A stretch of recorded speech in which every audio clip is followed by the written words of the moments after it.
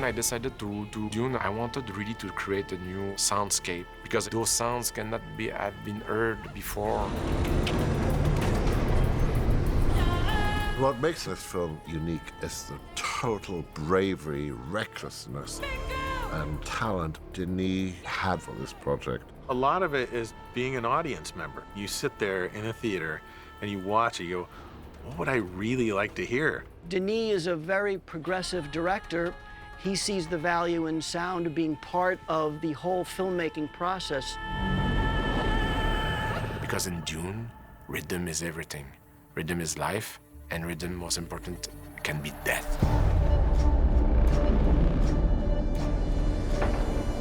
Usually sound is in what's called post-production, but Denis recognizes the value of developing the soundscape as he's shooting the film and as Joe Walker, the editor, is developing the cut. So I was collaborating while we were filming.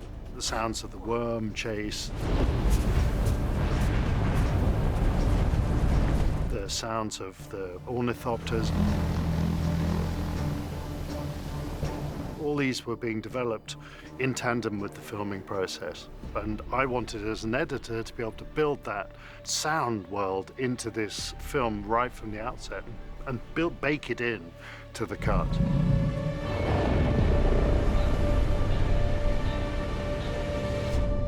If you approach it in that way and you're understanding his story and what he's going for, I mean, that's what we try to do with sound. You're not doing the normal stuff. You're really going after mood and character development, things like that that would make that come alive. If you want it, make me give it to you.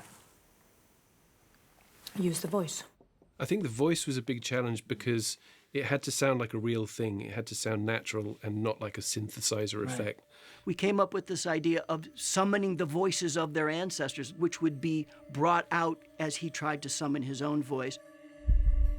Give me the water.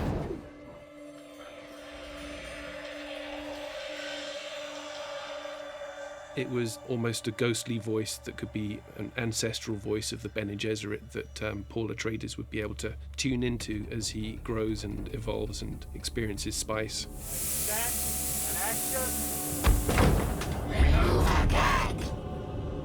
But I don't think we ever fully felt comfortable with it till maybe the last few days of the sound mix. We were in process for the longest period of time on creating the voice.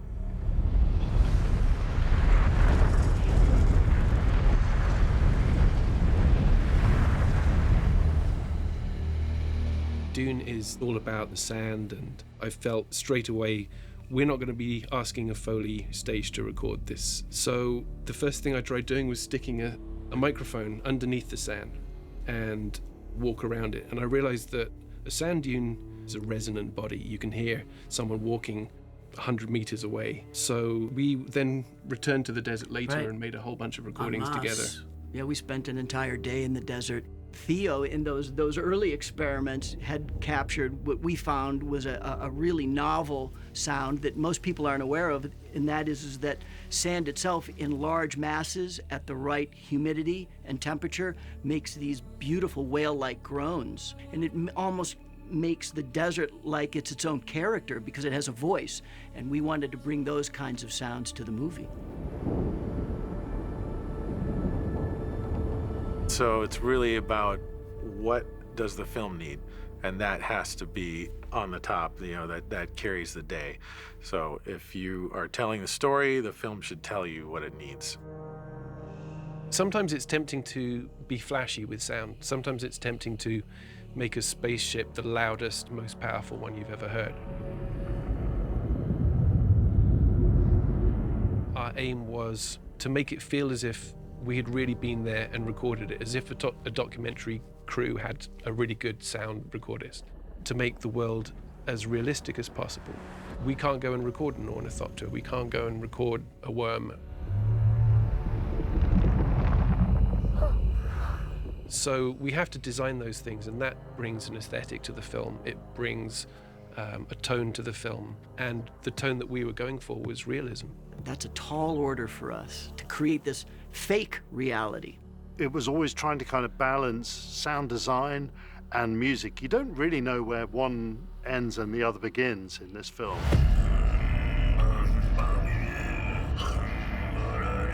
I was in need of a composer. I asked Hans Zimmer if he knew Dune, the book, and Hans answered was that it was probably one of his favorite books of all time. It was one of his biggest dreams to score Dune. So his answer was a big yes. It was always more about the conversation, because I knew the book so well. He knew the book so well. We knew our subject. So now it was figuring out how we were going to interpret something that we truly loved and admired.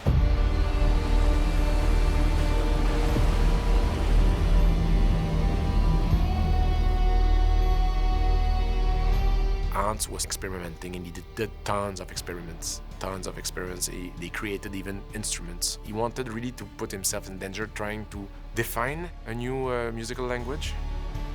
Whenever we came across science fiction movies, you'd hear overtly Western instruments, trumpets blaring away and strings, and you go, did this culture really just do what our culture did and build violins and oboes? What's a French horn on Arrakis? And then ended up spending forever making sounds, making instruments, getting people to learn how to play instruments in a different way. Always bringing new ideas to how to compose music. We feel that everything's been done, but that's not the case. He kept saying to me, those sounds cannot be heard before. And so he created new instruments, a new musical language. All the score inspired by the sound of the wind, and the sound of the wind on the sand, and the rhythm too, because the rhythm attracts the worm.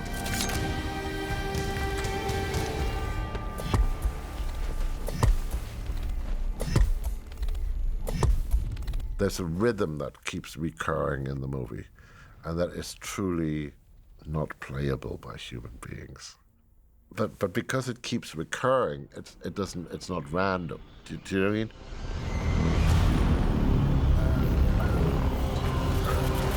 It's designed. It just doesn't make sense. It's not supposed to make sense. And it was recording a person in a way that you can't normally record them, and treating each syllable separately and differently.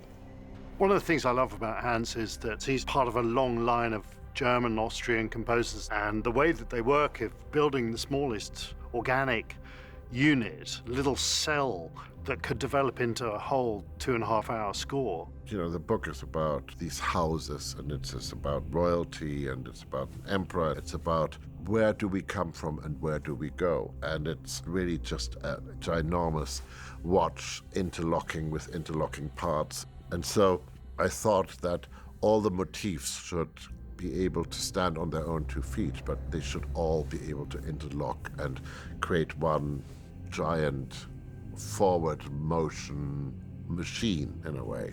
Not just a sonic world, but a thematic world. So he's looking for a piece of music that could be used in any context.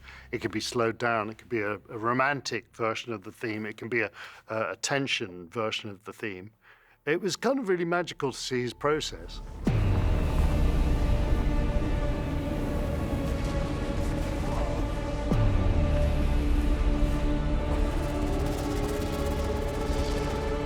Part of what I love about the score is how unfamiliar it is. What he did, especially with the voice and understanding sort of where the voice comes from and the ancestors and these different cultures and the blending of these different worlds, it's incredibly exotic, it's emotional, it's intense, it is wholly original and very specific to the film. Okay, let's try one, okay? 1, 2, 3, 4.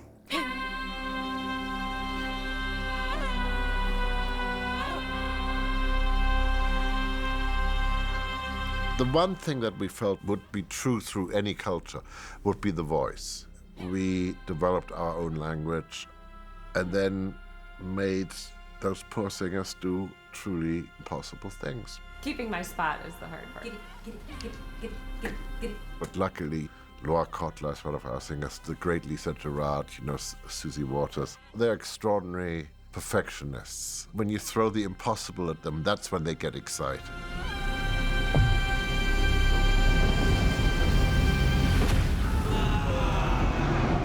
you surround yourself with incredibly brave, reckless, and talented people, they'll lead you into new directions automatically. I always know we're on the right path when somebody goes, "This might be the worst idea you've ever heard."